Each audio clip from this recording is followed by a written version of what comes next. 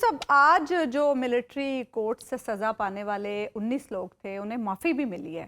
یہ جو سزا معافی ہے اس کے اثرات کیا سپریم کورٹ کی سماعت پر بھی پڑیں گے؟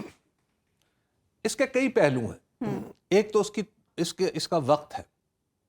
وقت ایسا ہے کہ یہ جو معافی ہے انٹرنیشنلی بھی ہم پر کافی اعتراضات اٹھائے جا رہے ہیں، تو اس کی روشنی میں بھی اس کو دیکھا جا سکتا ہے کہ معافیاں دی گئی ہیں. لیکن یہ جو معافی ہے ان لوگوں کو دی گئی ہے جن کی سزا 2 سال تھی اور ختم ہونے کے قریب ہے.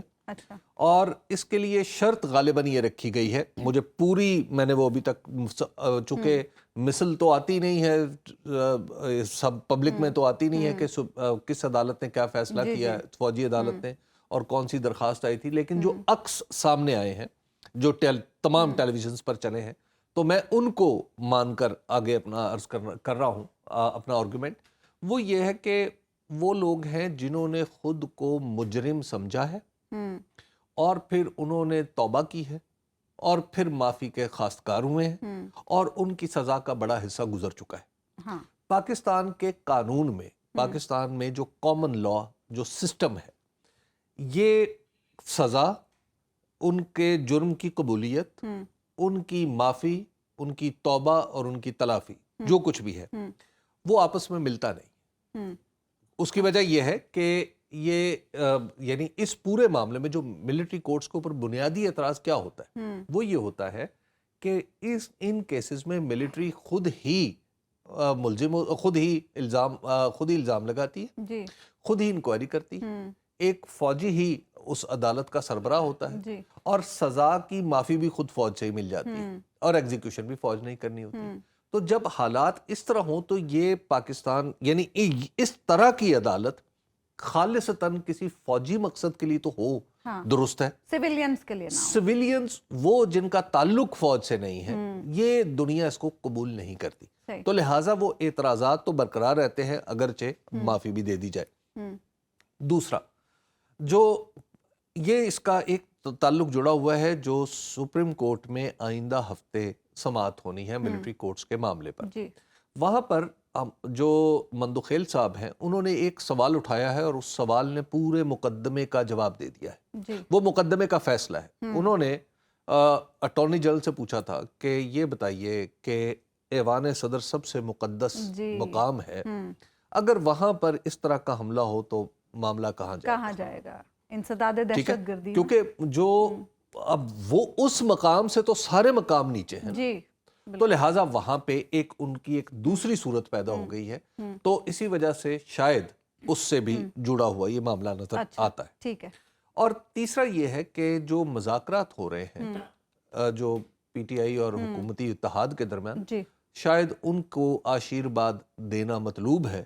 تو ایک خاص وقت پہ جب یہ معافیاں دی جاتی ہیں تو پھر اس پر بھی کچھ بہتر اثر آنے کی امید. حبیب صاحب، آج جو مطالبات پاکستان تحریک انصاف نے پیش کیے ہیں، اب بال حکومت کے کورٹ میں ہے. حکومت کے لیے کتنا آسان ہے یا کتنا مشکل ہے ان مطالبات پر عمل کرنا؟ کیونکہ آپ ابھی رانا احسان افضل صاحب سے بھی کہہ رہے تھے کہ یہ جو مطالبات پیش کیے گئے ہیں یہ قانون اور آئین کے دائرے میں رہتے ہوئے پیش کیے گئے.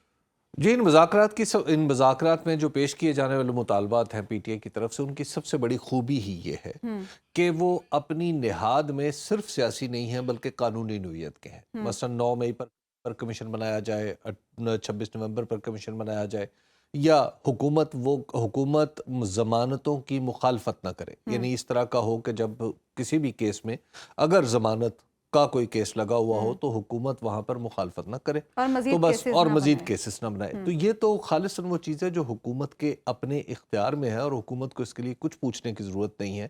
ایک نوٹیفیکیشن جاری کرنا ہے، کمیشن بن جائے گا. ایک ہدایت دینی ہے جو اٹارنی جنرل کو یا ایڈوکیٹ جنرلز کو جو صوبوں کے ہیں، یہ معاملہ ٹھیک ہو جائے گا تو ضمانتیں ہونا شروع ہو جائیں گی. اور پھر ایک مجموعی طور پر یہ تاثر بھی اس سے پیدا ہوگا کہ حکومت جو ہے یا حکومت کا کوئی ادارہ وہ فریق نہیں بنا ہوا.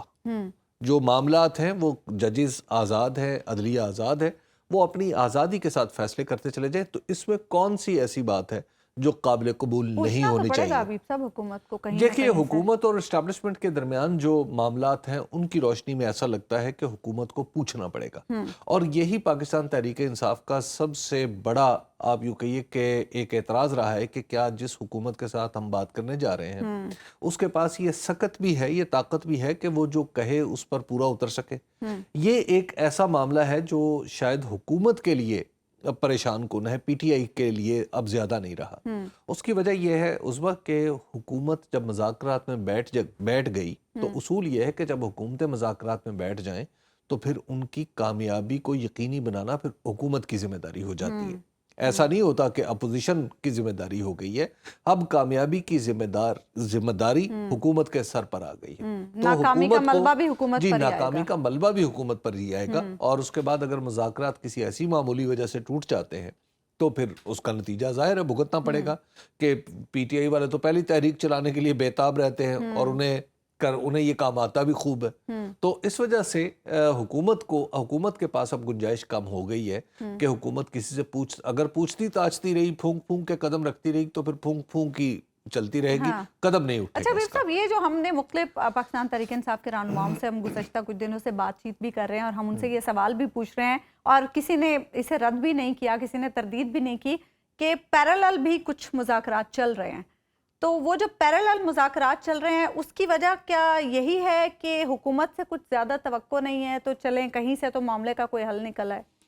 دیکھیے جب بھی جتنی صورتحال ہمارے پاکستان میں کمپلیکس ہو گئی ہے نا, اس میں پیرالل کا مطلب تو شاید یہ ہوتا ہے کہ دو متوازی چیزیں ہو رہی ہیں. یہاں پہ دو نہیں کئی چیزیں متوازی ہو رہی ہیں, اور کئی چیزیں ان متوازی جو لائنیں ہیں ان کے اوپر کہیں عمود بھی گر رہے ہیں, یعنی ان کو کاٹا بھی جا رہا ہے.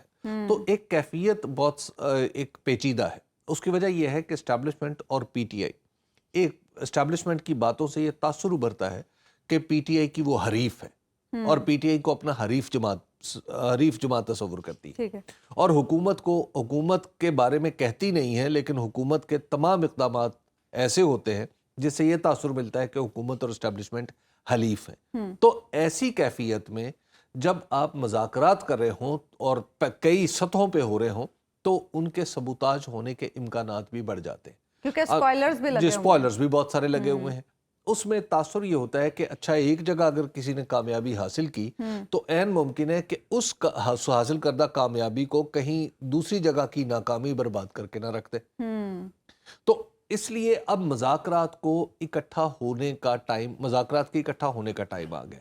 اب وہ جگہ آ گئی ہے جہاں پہ طرح طرح کی پریس کانفرنسیں بند ہونی چاہیے, یعنی ایسا نہیں ہونا چاہیے کہ بلا وجہ کے الزامات دونوں طرف سے بیان بازی بند ہونی چاہیے.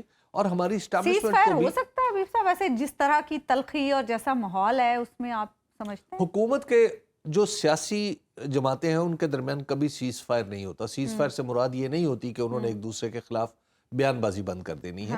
سیز فائر وہاں پر اس کا ایک تو یہ ہے کہ ہماری سیاست میں انفارچونیٹلی ہماری سیاست میں اسٹیبلشمنٹ کا اتنا کردار ہے کہ ہم نے اس کو بھی سیز فائر کے نام سے تعبیر کیا ہے. جی بالکل. تو یہ دیکھیے یہ صورتحال سیاسی جماعتوں میں کبھی نہیں آتی کہ وہ ایک دوسرے کے گلے میں بازو ڈال کے ہمیشہ بیٹھے رہیں اور کہیں کہ جناب دیکھیں ہم کتنے اچھے بچے بن گئے. ان کے درمیان اختلاف رہتا ہے, اپنی جو انفرادیت ہے انہوں نے قائم رکھنی ہوتی ہے, تو ایک دوسرے کے ساتھ ان کا اختلاف چلتا رہتا ہے.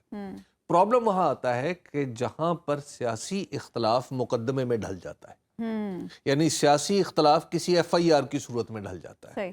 جب ایسا ہونے لگے تو اس کا مطلب دو ہی ہے. اس کا مطلب یہ ہے کہ حکومت کمزور پڑ گئی ہے یا پھر حکومت سے ماورا کوئی قوت ہے جو سارے معاملات کو چلا رہی ہے. اس وقت پاکستان کے اندر ہماری جو حکومت ہے وہ ایسا لگتا ہے کہ ماورائے جو قوت یعنی ماورائے حکومت جو قوتیں ہیں وہ معاملات کو چلا رہی ہیں اور حکومت کی مرضی کے بغیر چلا رہی ہیں. اور حکومت جو ہے بس بالکل ایک ان کے پیچھے پیچھے چل رہی ہے. ایک ڈمی کہنا تو شاید مناسب نہیں ہے, سخت لفظ ہے, لیکن وہ حکومت احتجاج بھی کرے تو بس اسی طرح کر سکتی ہے جیسے شہباز شریف صاحب نے کہا تھا. اگر اسے کوئی فیصلہ پسند نہیں آیا تو وہ کرتی رہے گی, بس اس کے سوا اور کچھ نہیں کر سکتی, کیونکہ حکومت نے تو خود کو منوانا ہوتا ہے, اسرٹ کرنا ہوتا ہے نا. تو جب آپ پہ اکتفا کر لیتے ہیں تو پھر باتیں آگے نہیں بڑھتی.